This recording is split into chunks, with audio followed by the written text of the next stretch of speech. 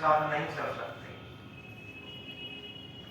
अब दूसरे मित्र के पास गया, उससे कहा कि मित्र जी, आपके ऊपर भी हमने जीवन कुर्बान किया है और हमारा अंतिम न्यायालय में मुकदमा है, आप गवाही सफाई दे करके हमें इस केस से छुड़ाएं। दूसरा मित्र कहता है कि मित्र जी, बुरा न मानिएगा, हम कचहरी तक तो चल सकते हैं, कोर्ट तक तो चल सकते हैं, उसके अंदर किसी कीमत पर नहीं जाएंगे।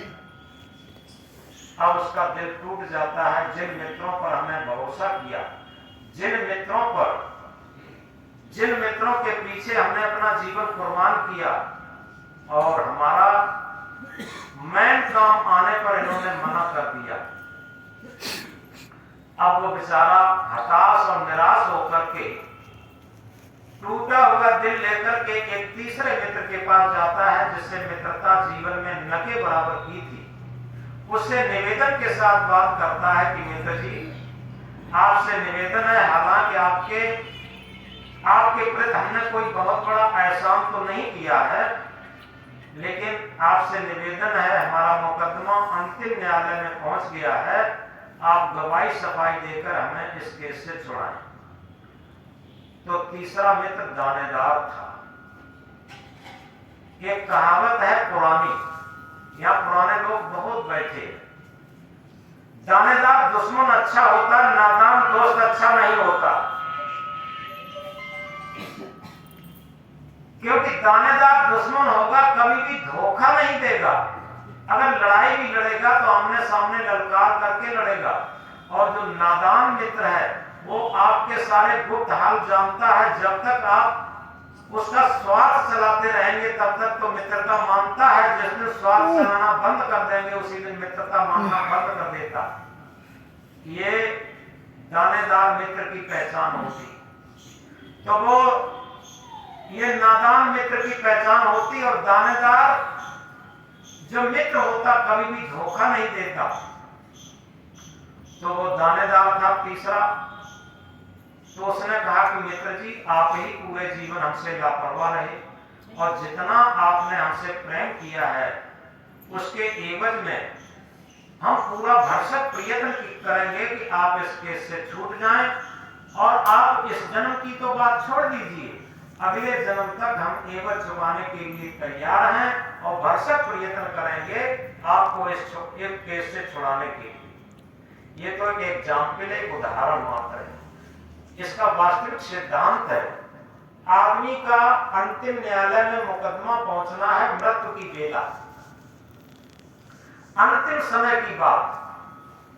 जब मृत्यु की बेला आती है, अंतिम समय की बात आती है, तब सबसे पहले आदमी कहां जाता है? उसका सबसे पहला और प्यारा मित्र है, जिसके ऊपर जीवन कुर्बान करता है, वो है धन। धन चाहे वो तिजोरी में है, चाहे बैंक बैलेंस में है, और चाहे सोना चांदी के रूप में है, चाहे चल अचल संपत्ति के रूप में है, धन के पास जाता है। और धन कहेगा क्या, वो तो जड़ है, एक कदम ही मृत्यु की बेला के बाद साथ नहीं चल सकता, जहां है वहीं पड़ा रह जाएगा। दूसरा मित्र जो कहता था कि हम कचहरी तक चल सकते, कोर्ट तक चल सकते, उसके अंदर किसी कीमत पर नहीं जाएंगे। तो दूसरा मित्र है परिवार वाले। वो मृत्यु की बेला के बाद परिवार वाले अर्थी के साथ शमशान घाट तक जा सकते, इसके आगे उनका भी दम नहीं। शमशान बहुत ही समृद्ध शब्द है। सम माने बराबर, शान माने शान। जहां सबकी शान बराबर होती हो, वहां कोई बड़ा नहीं, कोई छोटा नहीं, कोई दबंग नहीं, कोई कमजोर नहीं।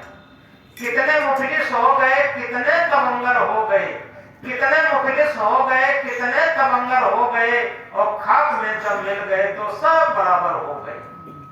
वहां कोई बड़ा नहीं, कोई छोटा नहीं, कोई दबंग नहीं, कोई कमजोर नहीं। तो परिवार वाले भी शमशान घाट तक साथ निभा सकते, इसके आगे उनका भी दम नहीं। अब एक तीसरा मित्र है जो दानेदार है, जिससे हम मित्रता नहीं करते, वो है पवित्र कर्म धर्म भक्ति परमार्थ। हमने जीवन में जितना पवित्र कर्म धर्म भक्ति परमार्थ, जिसे मैथिली षण की मैथिली समुद्रगुप्त की भाषा में अगर कहें, वही मनुष्य है जो कि मनुष्य के लिए मरे, वही मनुष्य है जो कि मनुष्य के लिए मरे, यह पशु प्रवृत्ति है जो कि आप ही चरे। यथार्थ में हमने जीवन में जितना भी परमार्थ भजन भक्ति कर लिया है, उसके संस्कार वो हमारा सच्चा बैंक बैलेंस है। ऐसे समय पर काम देंगे जहां धन काम न कर सके, जहां परिवार वाले काम दे सके, मित्र बांधव रिश्तेदार काम न दे सके, वहां पर हमारा परमार्थ का संस्कार काम देगा।